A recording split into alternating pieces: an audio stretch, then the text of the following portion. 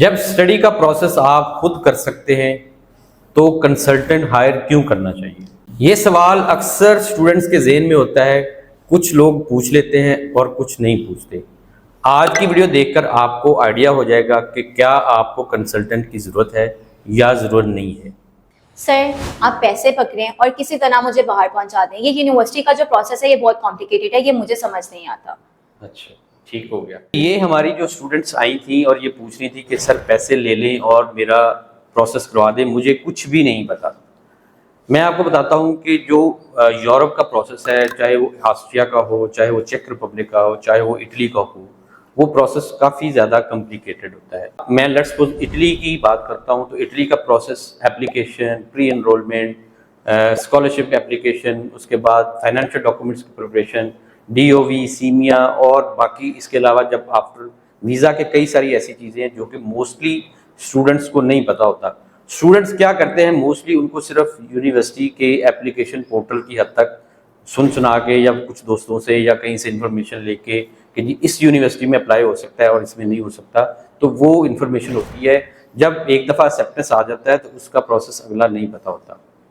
तो आप भी अगर ऐसे स्टूडेंट हैं कि आपको पूरा प्रोसेस नहीं आता या आपको आधा प्रोसेस का पता है, तो आपको एक कंसल्टेंट की ज़रूरत है। अब आते हैं कि जो इन्होंने कहा था कि पैसे पकड़े और जो है ना प्रोसेस आप सारा खुद से कर दें।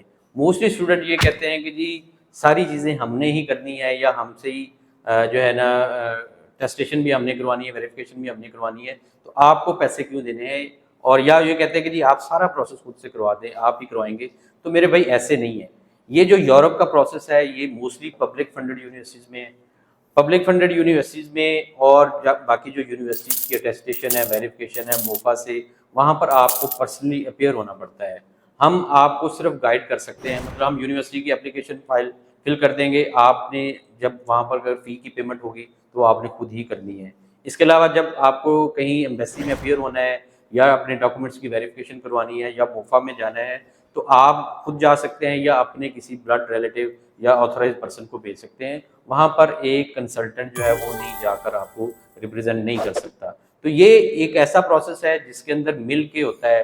कुछ चीज़ें आपने करनी है, कुछ चीज़ें हमने करनी है। वो जब आप हमारे साथ बैठते हैं तो उसमें डिफाइन हो जाती हैं कि कौन सी चीज़ें हम करेंगे और कौन सी चीज़ें आपको करनी होंगी। तो वो जब बैठते होंगे तो फिर आपको समझ आएगी। अच्छा सर, मेरा एक क्वेश्चन है। मेरा ऑलरेडी एक जानने वाला मेरा दोस्त है जो कि इटली में वहाँ पे स्टडी कर रहा है, लेकिन उसको तकरीबन को 3-4 साल हो गए वो वहाँ पे स्टडी कर रहा है। 4 साल में उसने अपना प्रोसेस खुद करवाया था। अब उसका कहना ये है कि वो मुझे चाह रहा है कि मैं अपना प्रोसेस खुद करवाऊं और बैकएंड पे वो मुझे सपोर्ट करेगा। तो मेरा क्वेश्चन ये है कि मैं फिर उसको छोड़ के आपके पास क्यों करवाऊं? बिल्कुल ठीक है, मैं इसका आपको जवाब दूँ। अच्छा जी, हमारे ये जो अभी स्टूडेंट इनका क्वेश्चन आपने सुन लिया कि ये जो कह रहे हैं कि मेरा एक दोस्त बाहर है और वो मेरी हेल्प करने को तैयार है, तो क्या मुझे उससे हेल्प लेनी चाहिए या आपसे रब्ता करनी चाहिए, और अगर हमसे करना है तो क्यों करना है?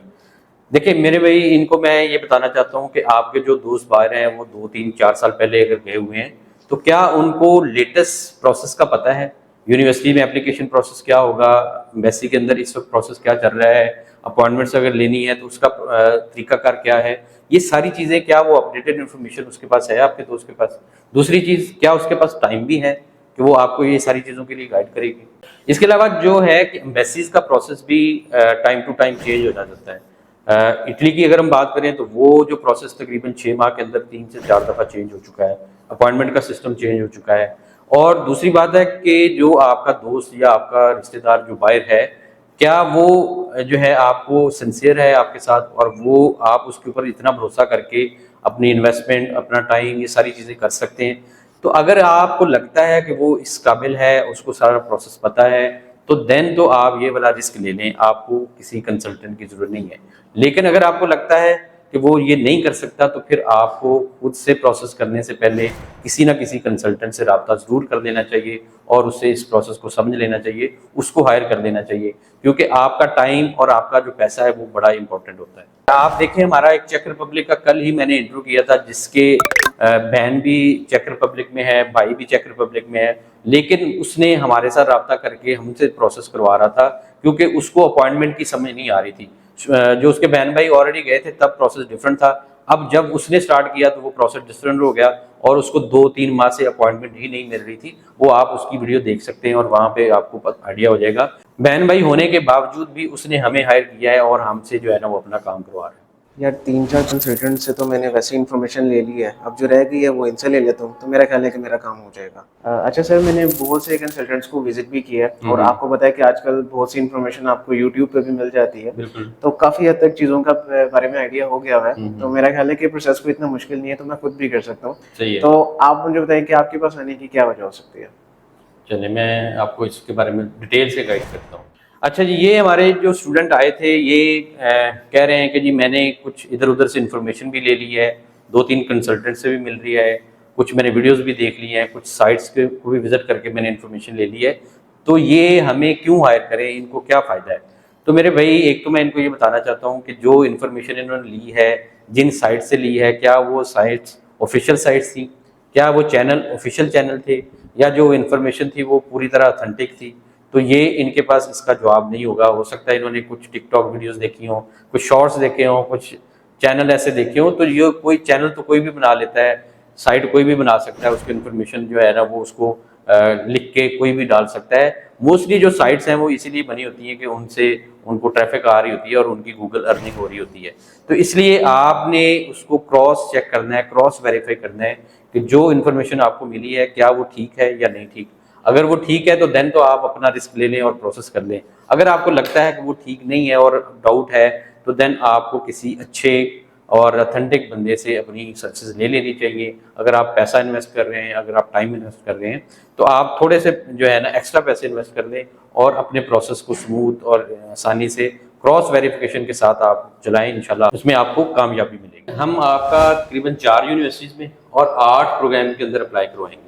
ठीक है, तो ये काफ़ी नहीं होंगे सर अगर 4 से 8 से एक्सेप्टेंस नहीं आता मुझे, तो फिर क्या आप ऐसा नहीं कर सकते कि अप्लाई करते जाएं, जब एक्सेप्टेंस आ गया तो फिर बस कर दी। इसका ना मैं आपको डिटेल से जवाब देता हूँ।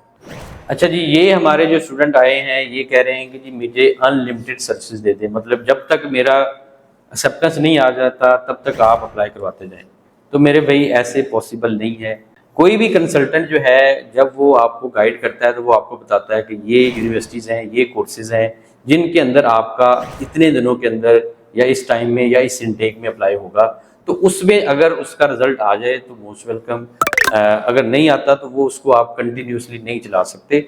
इस तरह से कंपटीशन भी हमेशा से चलता रहेगा। अगर हर एक को ये ऑप्शन दे दी जाए तो इसका मतलब उतने स्टूडेंट्स हमेशा से ही उसमें अगली यूनिवर्सिटी अगले सेशन में या अगले इंटेक में फिर आ जाएंगे और फिर आपका जो है आपके लिए मुश्किल हो जाएगा। आप कोई भी सर्विसेज लेते हैं तो उसकी फेयर यूजेबिलिटी जो होती है वो एक होता है कि आपने उसको सर्विस को किसी ने टाइम की ड्यूरेशन होती है, मतलब अगर आपने 1 मंथ की ली है तो 1 मंथ के बाद दोबारा से आपको सब्सक्राइब करवाना पड़ता है या आपको दोबारा से वो सर्विस के पे करना पड़ता है। तो ये भी इसी तरह से ही है। अनलिमिटेड किसी को नहीं दिया जा सकता, अनलिमिटेड कोर्सेज में नहीं अप्लाई करवाया जा सकता, ना हमारे लिए पॉसिबल है और ना ही किसी और के लिए पॉसिबल। अगर आप भी ऐसी ही किसी सर्विसेज की तलाश में है तो आपको ऐसा कोई कंसल्टेंट शायद ही मिले। तो ऐसा कोई स्टूडेंट अगर है वो खुद ही अप्लाई कर ले बजाय इसके कि वो इधर उधर फिरता रहे। अच्छा जी, इनके क्वेश्चन तो हो गए। अब ये है कि अगर आपने एक्सेप्टेंस खुद से भी ले लिया और यूनिवर्सिटीज़ के से आपको एक्सेप्टेंस आ गया तो जो वीज़ा का प्रोसेस है वो इतना कॉम्प्लिकेटेड है जिसके अंदर फाइनेंशियल डॉक्यूमेंट्स और बाकी ऐसी चीज़ें हैं जो कि आपको मोस्टली स्टूडेंट्स को समझ नहीं होती। उसके अंदर आपको किसी ना किसी कंसल्टेंट की हेल्प ज़रूर लेनी चाहिए, क्योंकि अगर वहाँ पर आपने छोटी सी भी गलती की तो आपका जो पिछला प्रोसेस वो भी वेस्ट हो जाएगा और आपका वीज़ा भी रिफ्यूज़ हो जाएगा और आपका टाइम भी जो आपने दिया है, जो पैसा आपने लगाया है, वो सारा वेस्ट हो जाएगा। तो ये चीज़ आपने ध्यान में रखकर जो है इसको आगे चलाना। पाकिस्तान से हज़ारों लाखों स्टूडेंट हर साल बाहर पढ़ने के लिए जाते हैं। ऐसा भी नहीं कि सारे खुद से प्रोसेस करते हैं या सारे ही कंसल्टेंट हायर करते हैं। तो मेरे भाई आपने खुद से देखना है कि क्या आपको किसी कंसल्टेंट की ज़रूरत है या आप खुद से ही सारा प्रोसेस कर सकते हैं।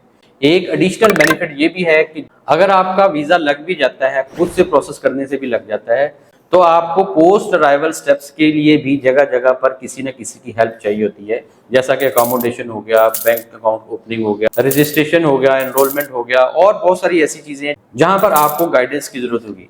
कंसल्टेंट के थ्रू अप्लाई करने से आपको एक एडिशनल बेनिफिट ये होता है कि वो आपको इस प्रोसेस के बारे में भी समझा देता है, प्लस उसके जो लिंक्स होते हैं जो ऑलरेडी स्टूडेंट्स गए हुए हैं या उसका कोई ऑफिस है तो उसकी भी हेल्प आपको मिल जाती है और आप जो है आसानी से इस प्रोसेस को भी कंप्लीट कर लेते हैं और वहां पर एडजस्ट हो जाते हैं। आपने ये सारे सिनेरियोज देख लिए, अब आपने खुद से जज करना है कि क्या आपने ये प्रोसेस खुद से करना है या आपको किसी कंसल्टेंट की जरूरत है।